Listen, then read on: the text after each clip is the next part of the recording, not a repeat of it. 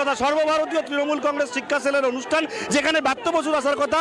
এই টেট উত্তীর্ণরা তারা ব্রাত্য বসুর কাছে আসছেন তাদের কাছে তাদের নিয়োগ দাবি নিয়ে। আর সেই দাবি নিয়ে যখন তারা আসছিলেন তখন চূড়ান্ত ধস্তাধস্তির মুখে পড়তে হয়, তাদেরকে পুলিশের ব্যারিকেডের বাধার সামনে পড়তে হয় এবং সেই বাধা অতিক্রম করে প্রথমে যখন শেঠপুকুর মোড়ে তারা আসছিলেন সেখানে পুলিশের ব্যারিকেড তারা ভেঙে দিয়ে তারা চলে আসে এবং এই যে গেট রবীন্দ্র ভবনের, এই রবীন্দ্র ভবনের গেটের সামনে চূড়ান্ত ধস্তাধস্তি হয়। তাদের যে দাবি, কি দাবি আপনাদের? আমাদের 50,000 ভ্যাকান্সি চাই। প্রচুর দিন ধরে বঞ্চিত হয়ে আছি আমরা, বয়স শেষ। রাজ্যে আপনারা দেখতেই পাচ্ছেন কিভাবে দুর্নীতি ছড়িয়ে গেছে। আমরা 2022 ন্যায্য টেট পাস, কোনো দুর্নীতি নেই। আমরা ভ্যাকান্সি চাই 50,000।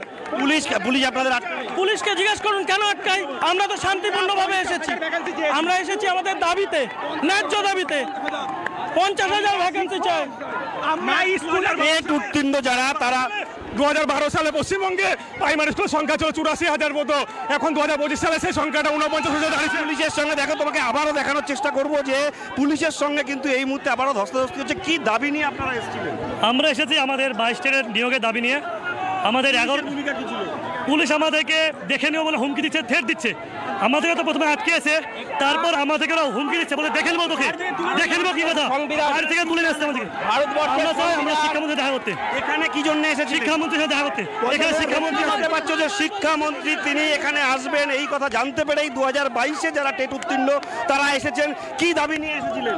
আমরা 2017 সালের পরে 2022 সালে টেট পরীক্ষা হয়েছে, তারপরে আমরা 3টে বছর বসে আছি পাস করে। আমাদের এখনো পর্যন্ত কোনো নিয়োগ নোটিফিকেশন আমরা পাইনি। আমাদের একটা দাবি 50,000 শূন্য পদে অবিলম্বে আমাদের নোটিশ দিয়ে আমাদের নিয়োগ চাই। সকলের একটাই দাবি, 2022-এ যে সমস্ত টেট উত্তীর্ণরা রয়েছেন তাদের দ্রুত নিয়োগ করতে হবে। এবং রাস্তার ওপরে তোমাকে দেখানোর চেষ্টা করব, রাস্তার ওপরে তারা বসে পড়েছেন। বসে পড়ে পুলিশ এই গেটে একদিকে যেমন পাহারা দিয়ে আটকানোর চেষ্টা করছে, কিন্তু আগের যে গেট এই রাস্তা দিয়েই তো শিক্ষামন্ত্রীর আসার কথা। এইভাবে যদি বিক্ষোভ চলতে থাকে শিক্ষামন্ত্রী কি আসতে পারবেন? একদমই সেটা প্রশ্নচিহ্নের মুখে যে একদিকে শিক্ষামন্ত্রী আসবেন, অনুষ্ঠান ভেতরে শুরু হয়েছে, সেখানে শিক্ষামন্ত্রী এখনো ঢোকেননি বলে আমাদের কাছে খবর। কিন্তু যেভাবে এই আন্দোলনকারীরা 2022-এর টেট উত্তীর্ণরা তারা বসে আছেন রাস্তার উপরে, তুমি দেখতে পাচ্ছ যশোর রোড পুরোটা অবরুদ্ধ হয়ে গেছে। যশোর রোডে কলকাতা এবং বনগা দুদিকেই যাওয়া আসা সম্পূর্ণ স্তব্ধ। এরকম পরিস্থিতিতে যে সমস্ত ছাত্রছাত্রীরা পাস করেছিল তারা কিন্তু যশোর রোড একদম স্তব্ধ হয়ে রয়েছে। যারা 2022 সালে টেট উত্তীর্ণ তারা বিক্ষোভ দেখাচ্ছেন। তুমি সঙ্গে থাকো, আমি আসছি। আমি পিসিআরকে বলবো আরেকবার ছবিটা দেখাতে, যে মুহূর্তে পুলিশের সঙ্গে সরাসরি সংঘর্ষ ঘটে টেট উত্তীর্ণদের।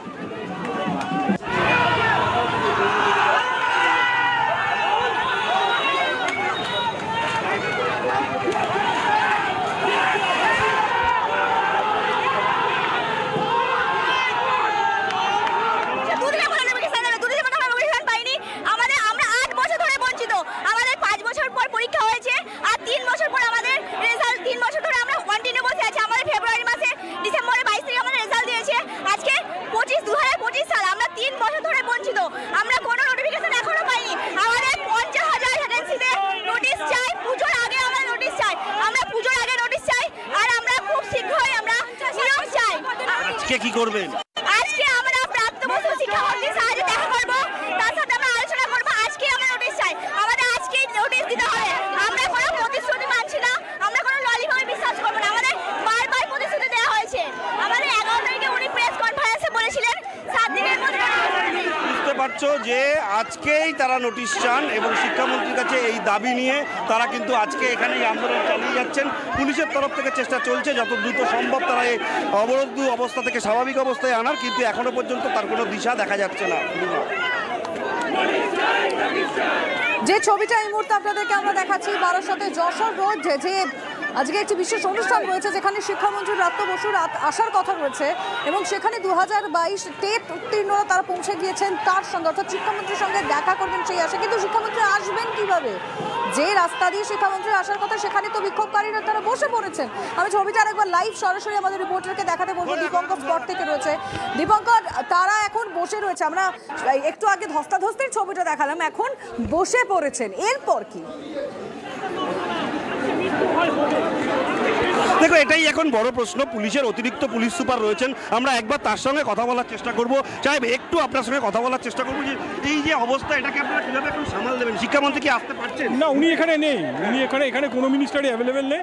এটা ওনাদের প্রোগ্রাম চলছে, কিন্তু আমাদের কাছে যা ইনফরমেশন আছে এখানে কোনো মিনিস্টার অ্যাভেলেবেল নেই। আমরা ওনাদের সাথে কথা বলছি, দেখছি আমরা কী করতে পারি। কিন্তু যদি শিক্ষামন্ত্রী আসেন সেক্ষেত্রে তো উনি ঢুকতে পারবেন না এখন। উনি এখানে আসছেন না, উনি ইউপিতে আছেন, উনি এখানে নেই, অ্যাভেলেবেল নেই। ওনার আসার কোনো এখানে এখন আপনারা কি করবেন? আমরা কথা বলছি, ওনাদের কি সমস্যা কথা বলি, আমরা কথা বলে দেখছি অ্যামিকেবলি ওদের সাথে কথা বলি। ওদের যদি কেউ আসে কথা বলতে, আমরা কথা বলবো তো, কেন বলবো? ওরা চাইছে আজকেই নিয়োগ প্রক্রিয়া। না, সেটা আমি অথরিটি নয়, আমি কি ওটা উত্তর দিতে পারবো? আমি ওনাদের সাথে কথা বলতে পারি।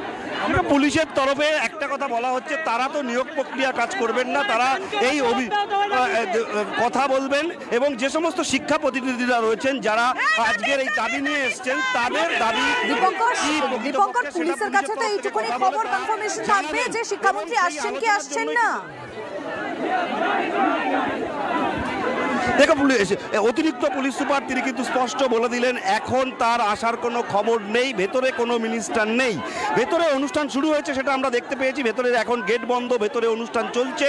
সর্বভারতীয় তৃণমূল কংগ্রেস শিক্ষা সেলের তরফে, যেখানে মাধ্যমিক, প্রাথমিক এবং পার্শ্ব শিক্ষক ওয়েব কুপা সবার সদস্যরা রয়েছে, সেই জায়গায় দাঁড়িয়ে শিক্ষামন্ত্রী এখানে আসবার কথা। সেইখানে শিক্ষামন্ত্রী এখানে এসে তাদের কাছে এই 22-এর টেট পাস উত্তীর্ণরা তারা আসবেন, তারা এসে তাদের দাবি জানাবেন, এই বক্তব্যটা তাদের ছিল। কিন্তু যেভাবে প্রথমেই তারা পুলিশের বাধার সম্মুখীন হন তার পরিপ্রেক্ষিতে কিন্তু এত ভয়ঙ্কর আকার নিয়ে নেয় এবং এই মুহূর্তে যশোর রোড সম্পূর্ণ অবরুদ্ধ অবস্থায় পড়ে রয়েছে। পুলিশের তরফে এখনো পর্যন্ত পরিষ্কার করে বুঝতে পারছেন না কারা এদের প্রকৃতপক্ষে নেতৃত্ব দিচ্ছেন, কাদের সঙ্গে কথা বললে এই অবরুদ্ধ অবস্থা স্বাভাবিক অবস্থা করা যাবে। যদি এই মুহূর্তে শিক্ষামন্ত্রী ঢোকেন তাহলে তিনিও বিক্ষোভের মুখে পড়বেন, তার পক্ষে এই বিক্ষোভ এড়িয়ে ভেতরে যাওয়া সম্ভব হবে না। কিন্তু এখনো পর্যন্ত শিক্ষামন্ত্রী কোথায় আছেন, তিনি কখন আসবেন সে সম্পর্কে কিন্তু এখনো পর্যন্ত কোনো ধারণা নেই। পুলিশের কাছে বক্তব্য, পুলিশ যেটা বললেন যে এখনো পর্যন্ত তাদের কাছে কোনো ইনফরমেশন নেই। কিছুক্ষণ আগে আমরা দেখছিলাম অনেকে কান্নাকাটি করছিল এই চাকরির জন্য। এই যে আপনাকে দেখলাম কিছু ছিলেন। স্যার, আমাদের স্যার পুজোর সময় সবারই ইচ্ছা করে মা বাবাকে ভালো কিছু কিনে দিতে, নিজের জন্য ভালো কিছু করতে, কিন্তু 8টা বছর ধরে আমরা বেকার। 8টা বছর ধরে আমাদের আত্মীয় স্বজন মা বাবা জিজ্ঞাসা করে কবে চাকরি হবে, আমরা তাদের দিকে চোখে চোখ মেলাতে পারি না। কারণ আমরা পড়াশোনা, তাদের টাকা পয়সা খরচ করে পড়াশোনা শিখিয়েছে, আমরা বসে আছি, আমরা কিচ্ছু করতে পারছি না, কিচ্ছু না। আমাদের মানে পরিবেশে, রাস্তাঘাট, কারোর সামনে আমরা চোখ মেলাতে পারি না। 8টা বছর হয়ে গেল আমাদের যোগ্য হয়ে মারাচ্ছে। স্যার, পুলিশ কি বলছে? পুলিশের দিক থেকে আমরা সদর্থ কোনো উত্তর পাচ্ছি না, পুলিশের কাছে। যতক্ষণ না মিনিস্টার আসছে, এখন তারা বলছেন ভেতরে কোনো মিনিস্টার নেই, আপনারা কি করবেন? আমরা আজকে শিক্ষামন্ত্রীর সাথে দেখা না করে এখান থেকে উঠবো না। আমাদের একটাই দাবি, 50,000 নোটিফিকেশনে পুজোর আগে আমাদের নিয়োগ নোটিফিকেশন দিতে হবে। আমরা 50,000 ভ্যাকেন্সিতে আমরা নোটিফিকেশন চাই এবং আমরা কোনো প্রতিশ্রুতি আর মানবো না। বুঝতে পারছো, আন্দোলনকারীরা তারা বলছেন যে তাদের দেওয়ালে পিঠ থেকে গেছে, তারা বুঝে উঠতে পারছেন না কি করবেন। পুজোর আগে তাদের নিয়োগ চাই, সেই কারণেই তারা শিক্ষামন্ত্রীর কাছে এসছেন। 3 বছর আগে তারা পাস করেছেন, 3 বছর পাস করবার পর শিক্ষার বেহাল দশা তুলে ধরছে।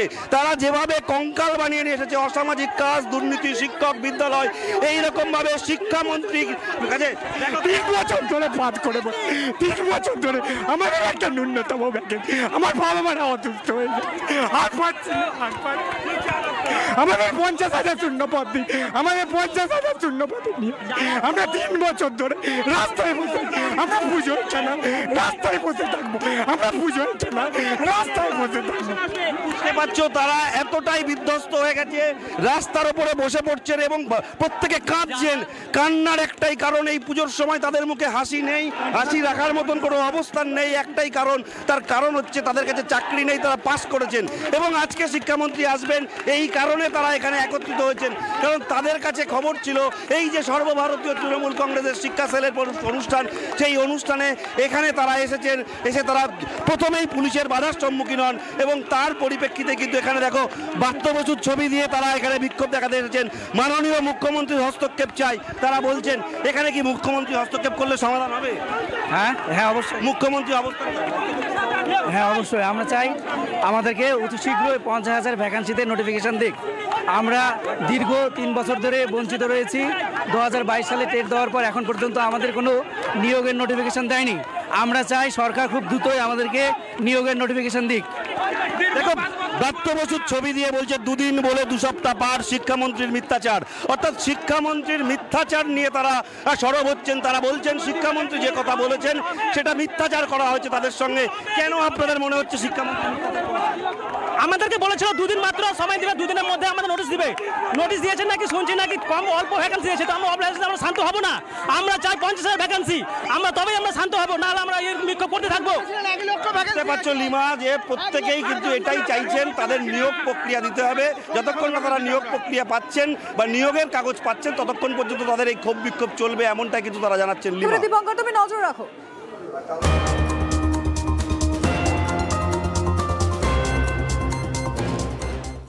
এতক্ষণ বারাসাতের ছবি দেখাচ্ছিলাম আপনাদের। এবার জানিয়ে রাখি আপনাদের যে আজ বিকেলেই 2023-এর টেটের ফল প্রকাশ খুব দ্রুতই জারি করা হবে। 13,421টি শূন্য পদের জন্য বিজ্ঞপ্তি।